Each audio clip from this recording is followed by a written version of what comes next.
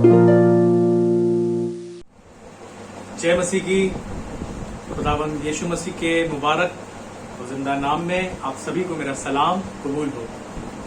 रोज की रोटी में आज आप सभी लोगों का मैं वेलकम करता हूं और फिर से एक बार रोज की रोटी में एक जीवन की रोटी को लेकर के मैं खुदावंद के फजल से आपके बीच में खड़ा हूं और चाहता हूं आज उस रोटी की बाबत आपसे बात कर सकूं।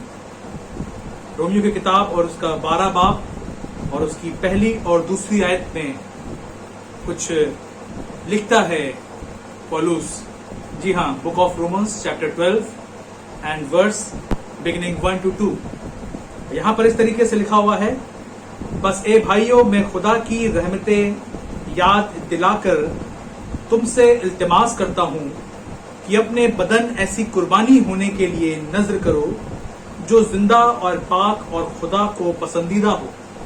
पौलुस रोम की कलीसिया को खत लिख करके ये बता रहा है कि तुम अपने बदन को, यानी कि जब तक तुम जिंदा हो, बी आर लिविंग सैक्रिफाइस, जब तक तुम जिंदा हो अपने बदन को जो है वो फर्माबरदारी के साथ और अपने बदन को लिखा हुआ है ऐसी कुर्बानी होने के लिए नजर करो जो जिंदा और पाक और खुदा को पसंदीदा हो। 3 बातों का जिक्र यहाँ पर कर रहा हो। सबसे पहली चीज इसका जिक्र कर रहा है वो है जिंदा, दूसरी चीज पाक और तीसरी चीज खुदा को पसंदीदा हो।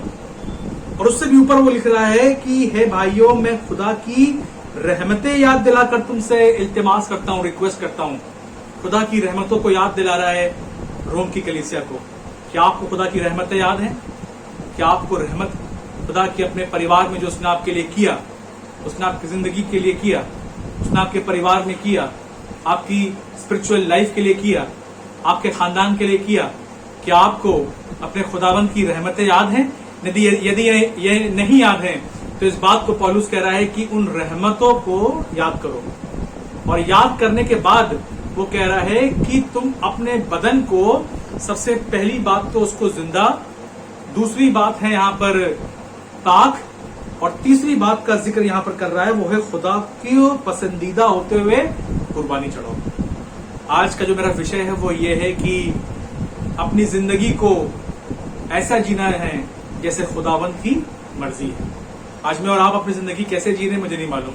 शायद हम अपनी शर्तों पर जी रहे हैं, शायद हम वो जिंदगी जी रहे हैं जो दुनिया को पसंद है, शायद हम वो जिंदगी जी रहे हैं, हमारा लाइफस्टाइल वैसा है, हमारी लाइफ का जो दुनियावी लोगों की तरह है, हमारा बोलना चालना वैसा है जैसे हम इस दुनिया में लोगों को देखते हैं रहते हुए। लेकिन खुदा की मर्जी कुछ और है। खुदावंद की मर्जी ये है कि मैं और आप अपने जिस्म को, सबसे पहली चीज तो हम उसे जिंदा, दूसरी चीज बात कर रहा है पाक और तीसरी बात कर रहा है खुदा को पसंदीदा करते हुए कुर्बानी करके चढ़ाएं। यानी कि ऐसी जिंदगी जिए जो जिंदा हो। आप जिंदा खुदा के काम के हैं, मरने के बाद आप खुदा के काम के नहीं हैं। जिंदा शख्स खुदा के लिए कबूल है। सबसे पहली चीज तो यदि आप जिंदा हैं, आपके पास मौका है, आप अपने आप को पाक बना करके चलिए, अपने आप को पवित्र बनाकर चलिए। और याद रखिए, आपको पाक बनाने में, आपको पवित्र बनाने में, आपको होली बनाने में केवल पवित्र आत्मा आपकी सहायता कर सकता है। इन 40 दिनों के रोजों के बाद जो आपकी जिंदगी होगी खुदा के लोगों, इन 40 दिनों पर डिपेंड करती है। ये 40 दिन खुदा ने आपको केवल रोजों के लिए ही नहीं दिए हैं, ये मेरे और आपके तैयारी के दिन हैं। अपने आप को तैयार कीजिए कि आप रूह कुद्दूस से भरें, पवित्र आत्मा से भरें। और इन 40 दिनों के बाद when the Lent will be over, आप बाकी की जिंदगी अपनी कैसे जीते हैं। लिखा हुआ है 3.5 साल की मिनिस्ट्री में जब खुदावंद यीशु मसीह ने अपनी शुरू करी, लिखा हुआ है कि पाक रूह से वो भरा, उसके बाद पाक रूह उसे जंगल में ले गया ताकि इब्लीस से उसकी परीक्षा हो। और लिखा हुआ है इसके बाद खुदावंद यीशु मसीह ने अपने आप को तैयार किया 40 दिनों में। उसके बाद उसने परमेश्वर की महिमा के लिए, उसकी बादशाहत के लिए काम किया। आज आपके पास ये 40 दिन हैं, इसे इस्तेमाल कीजिए। Make this 40 days days of blessing for your life and the days of filled with Holy Spirit। खुदा आप सभी को बड़ी बरकत दे। जय मसीह की।